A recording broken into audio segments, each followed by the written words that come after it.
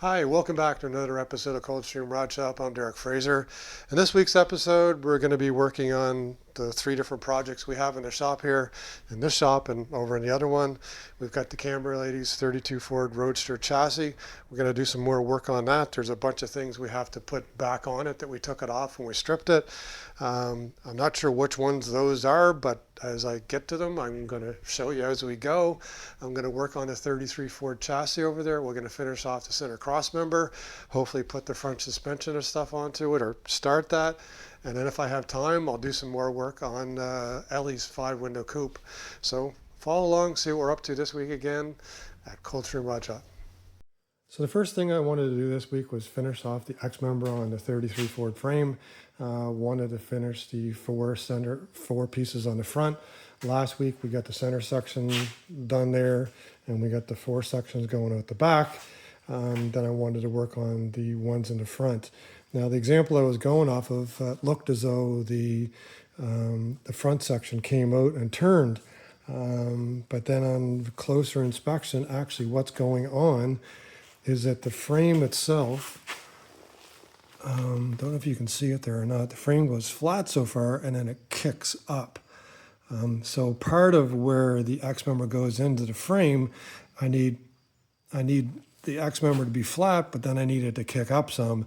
So what I realized is what some people were doing was they actually were bending the 1x2s, or alternatively what we can do is I can take the chop saw and I can put a groove into it and then bend this up. And when I lay it forward, I'll weld this seam, and when I weld that small seam, it'll kick it up a little bit more. So what I've already done, I've done a trial here, and the width of the blade is just enough to bend it up to get it to basically follow the curvature of the frame. I dummied one of these on the frame, and then I put the T-square across, and I made sure that at this point where it was going along the frame, it was flat with the frame. And then, because what you don't want is the center cross member sticking up too far. You want it to kind of be level with the top of the frame. So what I'm going to do is I am going to weld one of these up, and then we'll work our way and put these four pieces in, and hopefully we'll have this center cross member all welded in place here shortly. Now I've got the front pieces all welded in place. What I showed you previously about bending the top pieces up by putting one slit with the cutter in, the chop saw in there and bending them. What I found was that on the side of the frame rail, because the frame rail actually starts to narrow quite a bit, the bottom piece actually had to tip up more. So what I had to do was put two slices in the bottom piece in order to tip the forward section up. So if you can see over there, I had to tip it up a little bit more versus the top. That way those two bars there stay a little bit more parallel to the rest of the frame. But anyways, we got her all welded in. We still don't have any distortion. As far as I can tell, both the levels are still level, nothing really moved. I took my time, I tacked it, then I put beads onto it. So next up, what I got to do is either flip the frame up on the rotisserie over there or up on its side, and I'm going to weld completely all the way around or along the bottom, and then we'll get this center cross member finished welded in place. So there's the center cross member all welded in from the bottom as well. Most of these welds I am not going to dress up. The ones on the top where the body sits onto it, I'm going to dress those up, but the rest of them I'm just going to leave them as they are. I'm going to go over it a little bit more with the wire wheel, clean them up, and then just leave them as they are. I don't need to reduce the beads onto them. Everything looks good right now, so turned out really well. Quite happy with it. I think the owner, this is exactly what he wanted. And what I'm going to do now, I'm going to flip it down on the floor, set it back on the jack stands.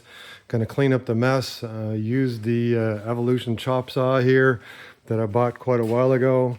Thing works slick as anything. There's no grinding dust, but my God, there's fragments and chips. The thing cuts just like you wouldn't believe. It's super square, super smooth. Can't ask for better, but if you've owned one of these, you'll probably notice the shrapnel just goes absolutely everywhere. So I'm Gonna have to build a dedicated stand, maybe with a vacuum onto it or something, just to clean stuff up. But anyways, upgrade worked really well. Just one little side effect. So anyways, going to carry on with the chassis here. Like I said, I'm going to flip it flat, and we're going to go on to the next step. Well, today I spent most of the day working on the camera lady's chassis. Doesn't look like much, but there's quite a few things I've got done on it now. One of the things I needed to do, not necessarily right now, but I did it anyways, was actually to cut all the spark plug wires and fit them to the distributor.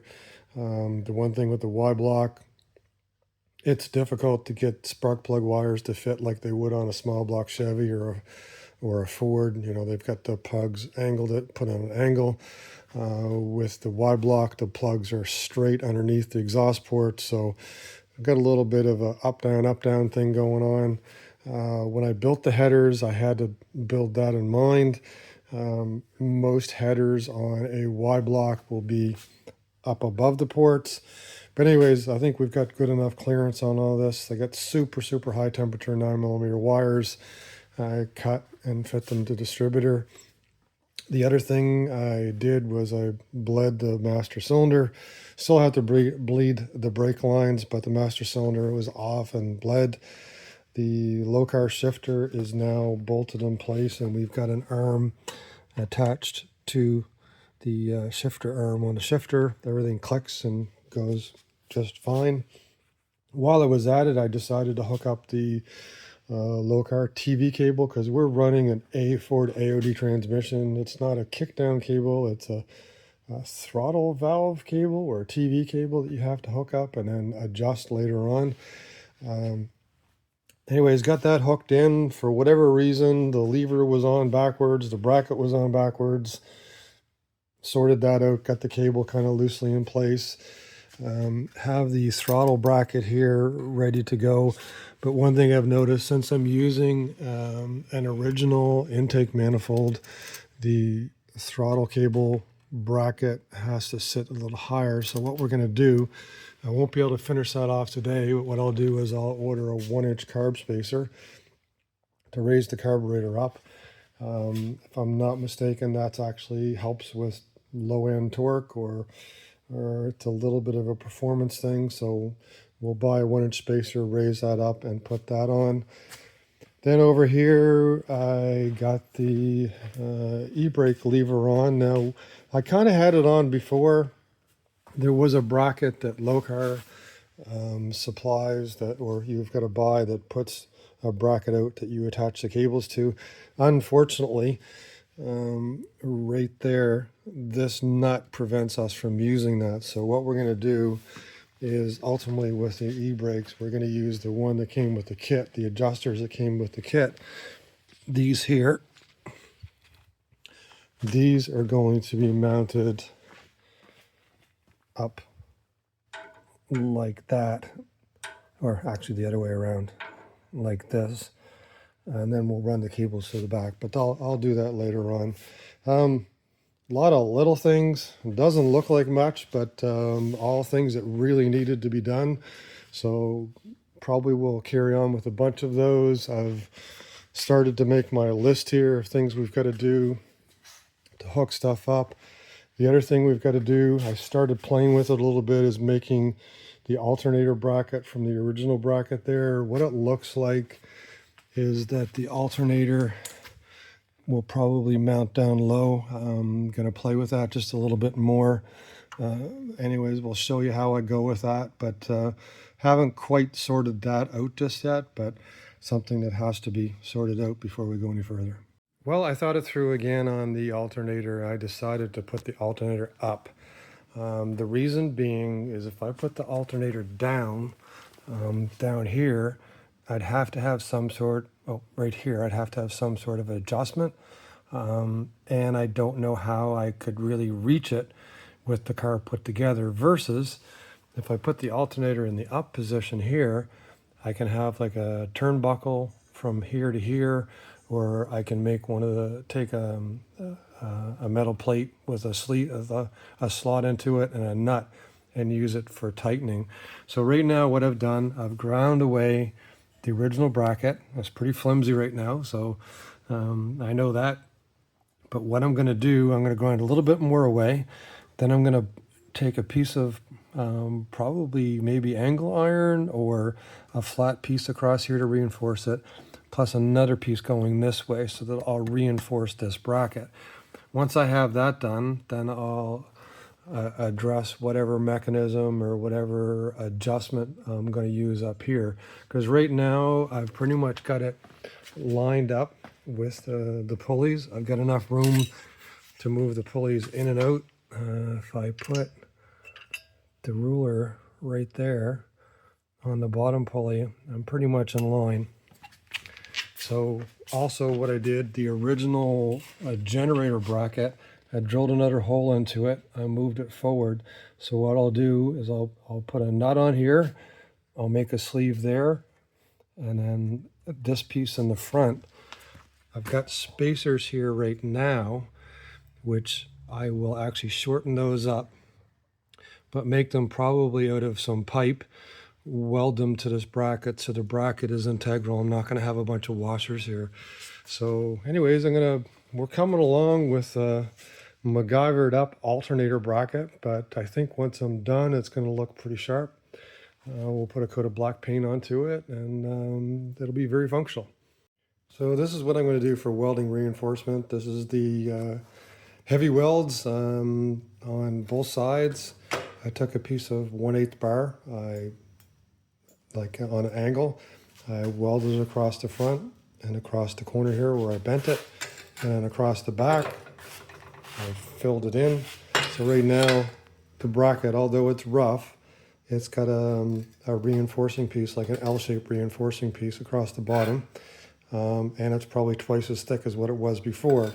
So what I'm going to do when this cools off, I'm going to dress it down, take all the sharp edges off and make it a little bit prettier. And then what we'll do is I will measure the spacers for the side here. We'll make some spacers up and then weld those in place too. So I think I have my problem solved for the alternator bracket for the Y block. I kept on modifying that lower bracket like I was showing you. I've welded a plate across the front and one across the bottom and dressed it up. I've notched it just a little bit more, dug through some parts, and I found this turnbuckle from another alternator bracket I had quite some time ago. I do have to shorten it up just over an inch, but there's enough thread onto it to do that. So what I'm going to do now, well, there's a side view as well. Had to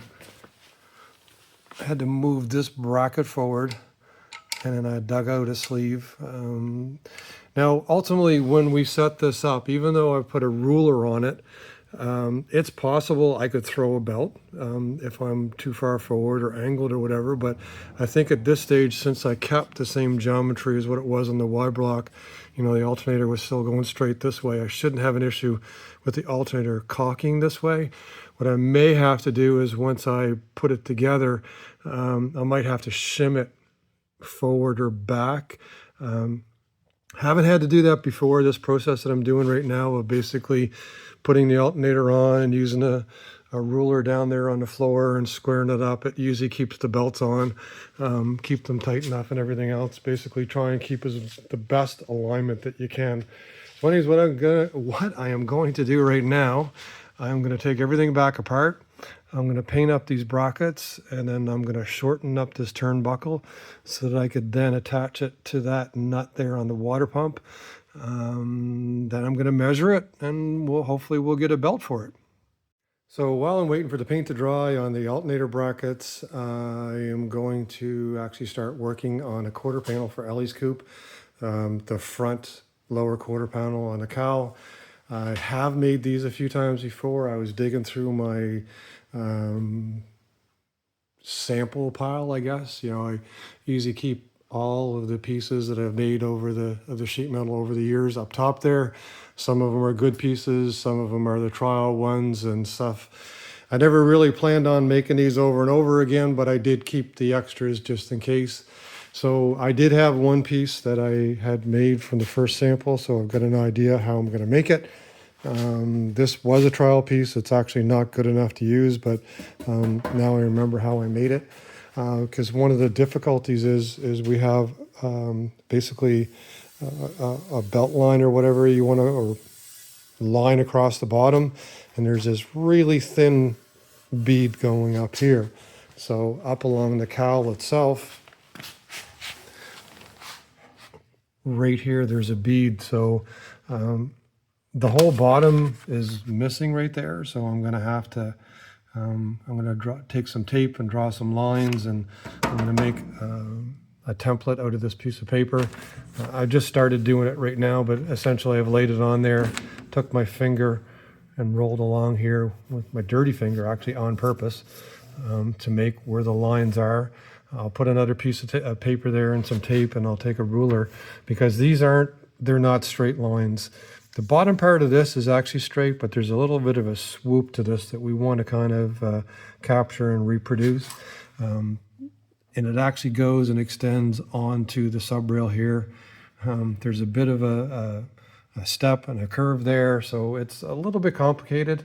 There's not a lot of crown into it, but so anyways, we're going to start with a paper template first, and then I'll just show you the best I can, step by step, how I make this thing. First step, in order to make the quarter panel, like I said, I made the paper pattern for the shape of the reveal, or the bead lines here. This time I'm going to make a left and a right at the same time, instead of making one and going back and making it later, because basically there's a mirror image of each other. So right now I've got the line set up here. I'll have to redo this line in pencil because I wiped it with my finger. But I'm going to set it up on the bead roll over there, and we're going to lay some beads on this.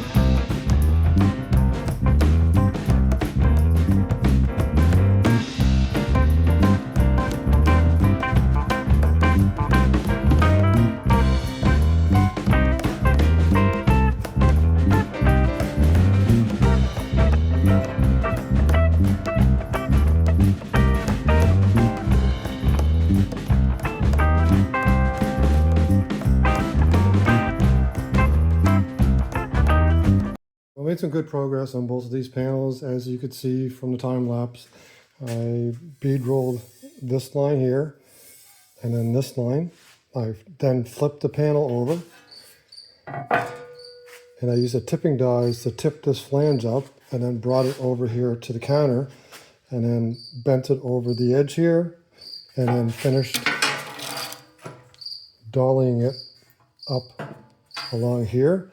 The next step, what I wanted to do was finish the bottom of this this line here, and I brought the line over on the mandrel and basically just tapped it into shape.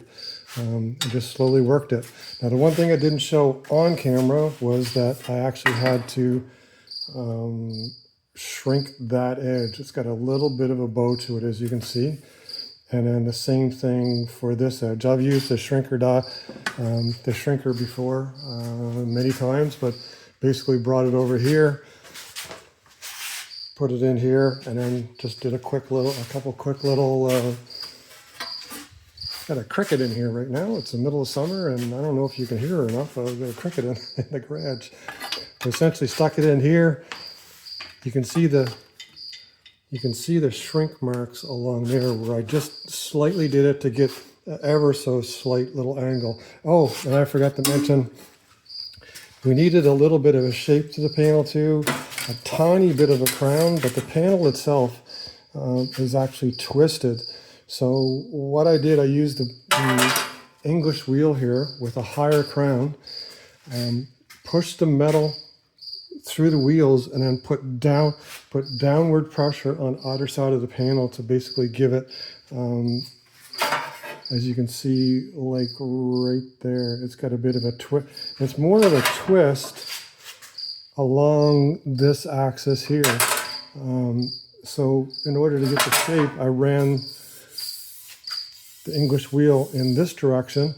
Now when I did it with the high crown, it left a little bit of crown marks onto it. So then what I did, I came back, I used a really flat wheels here. And when I did that, that will actually take any kind of little crowns out of it that I aggressively put in there. So basically used the first high crown one, the high around it, to get my shape, and then I came back over to flatten stuff out so there would be no little creases into it. So right now those panels are ready to start getting fitted on the car. There is another flange we have to bend along this line here. I'm not sure yet. I can't remember whether I used the tipping dies to do it last time or if I actually, I think I might have actually beaded this down because it comes down like a little step. I'll show you what I need to make over here. The metal comes around this edge, it steps down and tips out. So what I might do is, if I can find, I'll use my step dies, and I think I'm going to bead roll this edge in on those panels. So anyways, follow along. We're making progress on these two front panels. We're going to get as much of it done in this episode as I can. Hopefully we'll get them ready to weld it in, but we'll see. So there's the next step.